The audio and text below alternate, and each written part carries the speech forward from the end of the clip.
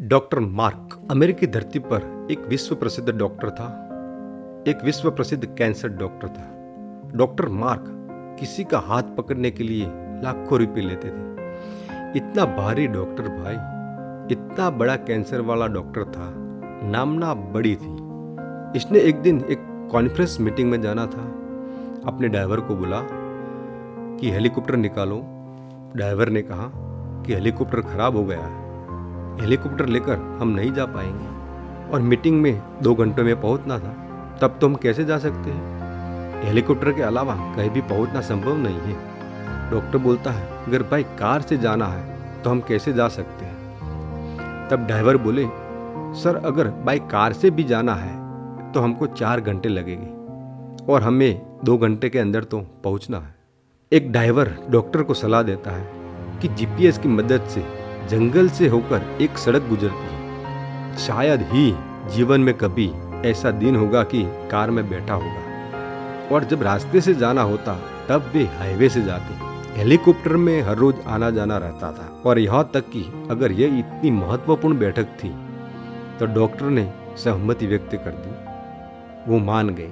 इससे कोई फर्क नहीं पड़ता कि रास्ता जंगल से होकर जाता है, हम टाइम से पहुंच तो जाएंगे ना। ड्राइवर बोलता है हाँ सर, हम हमारे टाइम से पहुंच जाएंगे। ड्राइवर और डॉक्टर ये दोनों लोग जंगल के रास्ते से गुजरते हैं। धीमे धीमे धीमे धीमे धीमे बारिश आ रही है। 1 घंटे से जैसे जैसे जीपीएस रास्ता दिखाते हैं वो आगे बढ़ रहे हैं। मंजिल तक पहुंचने की तैयारी थी।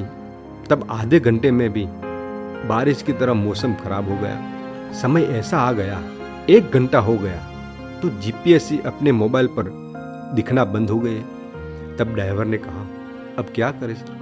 डॉक्टर बोले आपको जैसे जैसे रास्ता दिखे वैसे आगे बढ़ते रहे। 2 घंटे 3 घंटे 4 घंटे के बाद भी डॉक्टर और ड्राइवर को रास्ता मिलता नहीं।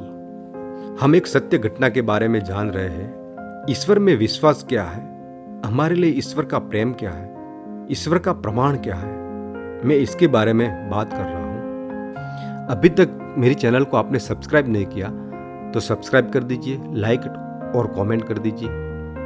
मैं ऐसी वीडियो बनाता हूँ जो आपके जीवन में कुछ वैल्यू ऐड कर सकूँ।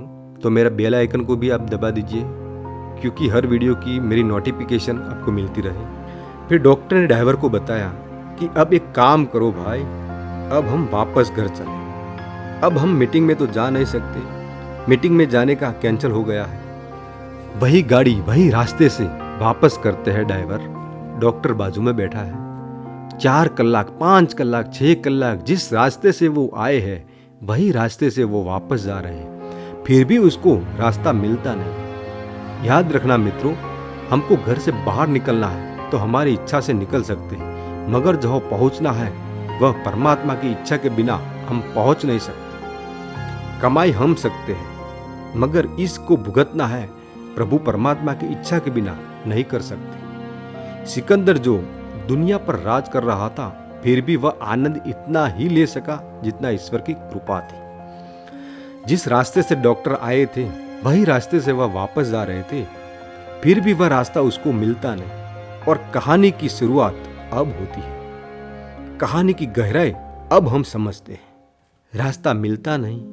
6 से 7 घंटे तक यह 2 व्यक्ति ऐसे भटक रहे हैं जिस तरह भूखा कुत्ता शेरी में घूम रहा होता है, इसी तरह यह 2 जंगल में भटक रहे हैं। फिर डॉक्टर ने ड्राइवर को कहा है ड्राइवर एक काम कर भाई, अब वापस नहीं जाना, मीटिंग की भी चिंता छोड़ दे। सुबह से हम निकले हैं, अभी तक कुछ खाना नहीं खाया, बहुत भूख लगी है। इधर आसपास कोई घर है, कोई कुटिया है तो उसको ढूंढो, उसको कहो थोड़ा खाना है, हमको खाना खिलाए। जिस डॉक्टर दर्दी का हाथ पकड़कर लाखों रुपया लेता है, इसके घर में वह पानी मांगते हैं तो उसको सोने के गिलास में दूध हाजिर होता है, वह डॉक्टर आज खाने के लिए जंगल में भिखारी की तरह भटक रहा है। परिस्थिति को देखो आप, परिस्थिति कहां से कहां ले जाता है। ड्राइवर ने कहा दूर तक एक मकान है, चलिए आप वहां जाते हैं और अच्छी तरह से बात करते हैं। बात को सही बताया नहीं और कहा कि हम आगे जा रहे थे और रास्ते में यह परिस्थिति हुई है। घर को खटखटाया और फिर घर में से एक व्यक्ति बाहर आया। यह सब बातें बताई। फिर उन्होंने कहा कि हमको कुछ खाना है। यह पुरुष अच्छा और खानदानी वाला था। उसकी पत्नी को कहा कि कुछ खाना बनाओ। खाना बनाया। लकड़े से बनाया हुआ टूटा फूटा डाइनिंग टेबल जैसा कुछ था। इस पुरुष ने बात पूरी सच्चाई से की और कहा कि मैं कठियारा हूँ, लकड़ी का काम करके मेरा गुजरान चलाता हूँ। खानदानी इसकी बापूजी की थी। बैठे और खाना दिया। जैसे खाना दिया, वह डॉक्टर इतना भूखा हुआ था कि वह तुरंत खाने लगा। जब खाने की थाली आई तब वह पुरुष ईश्वर की प्रार्थना कर रहा था, 2 हाथ जोड़कर। डॉक्टर साइंस के व्यक्ति थे, इसके सामने यह देख रहे थे। डॉक्टर ने एक तर्क निकाला और सोचने लगा, भगवान का नाम ले रहा है तो उसको कुछ तकलीफ होगा। डॉक्टर को नहीं मालूम कि वह भगत है। जब तकलीफ है तभी नाम लेता है, ऐसा नहीं होता। फिर डॉक्टर ने कहा कि भाई, आपको कुछ तकलीफ है, कुछ परेशानी है तो बताओ। वह बोला, क्यों भाई, तुम भगवान के नाम ले रहे थे इसलिए मैंने सोचा कि आपको कुछ तकलीफ है। वह बोलता है, नहीं नहीं, मेरे को कुछ तकलीफ नहीं है। डॉक्टर ने बोला, आपको कुछ परेशानी है तो बताओ, मुंजाइए मत। फिर पूरी कहानी को बताने की शुरुआत करता है। एक अनजान व्यक्ति उसके घर में आता है जिनके साथ उनका कोई परिचय नहीं है और एक कहानी को सुनाता है। आप क्यों मुझे ऐसा पूछ रहे हो? डॉक्टर ने कहा, कोई भी व्यक्ति को जब तकलीफ होती है तब वह उसको, परमात्मा को, उसका अल्लाह को, ईश्वर को याद करता है। ऐसा मैंने सुना है। तुम भगवान को प्रार्थना कर रहे थे तब मुझे ऐसा लगा कि आपके घर में कोई तकलीफ या परेशानी होगी। हाँ भाई, तुम्हारी बात सच्ची है। मेरी परेशानी है, ऐसी परेशानी है कि आपको बताने जैसी नहीं है। डॉक्टर बोलते हैं, कहिए, बताइए, मुंजाइए मत। तब वो बोलता है, एक मेरे बड़ा बेटा है, वह सालों से बीमार है और ऐसी बीमारी है कि हम आसपास के दवाखाने में ले जाते हैं। पहले तो भाई, मैं एक कठियारा हूँ, रोज कमाता हूँ, रोज का खाना लाता हूँ। इसमें सालों से मेरा बेटा बीमार है, खटिया में पड़ा है और आसपास के दवाखाने में जब हम बताने जाते हैं, आसपास वाले डॉक्टर सब ऐसा बोलते हैं, तुम्हारे बेटे को कैंसर है। हम कहते हैं कि कैंसर है तो तुम इसका इलाज करो, पैसा मैं आपको धीरे धीरे करके पूरा चुका दूंगा। हम उनको ऐसा बोलते हैं। तब डॉक्टरों ऐसा कहते हैं कि तुम्हारे बेटे को इलाज करवाना है तो हमारा काम नहीं है। अमेरिका के अंदर एक डॉक्टर है जिसका नाम है डॉक्टर मार्क, तुमको इसके पास जाना पड़ेगा। साहेब, हमारे पास इसके पास जाने के लिए पैसे नहीं है, इसीलिए हम हमारा ईश्वर, हमारा परमात्मा को याद करते हैं। तूने दिया हुआ मेरा बेटा है और तूने दिया हुआ उसका दर्द है और अब मैं तुम्हारे पर भरोसा करता हूँ। उसको मिटाना है तो तू मिटा और जिंदा रखना है तो तू जिंदा रख। बस यही मेरी प्रार्थना है, दूसरी कोई मेरी प्रार्थना नहीं है।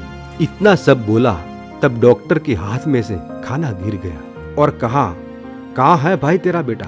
अंदर की रूम में ले गए, हाथ को देखा और देखकर बोला, तेरे बेटे को मेरी गाड़ी में रख दो। वो बोलता है, क्यों? तुम जिस परमात्मा को प्रार्थना कर रहे हो वह कैसा है, कौन है, वह मेरे को मालूम नहीं है। तेरा परमात्मा ने मेरे हेलीकॉप्टर को खराब किया, तेरा परमात्मा ने मुझे जंगल में भटका दिया और यही परमात्मा ने मुझे तेरे घर तक ला दिया। मेरा नाम डॉक्टर मार्क है। भाई, मैं खुद डॉक्टर मार्क हूँ। उसको गाड़ी में बिठा दे।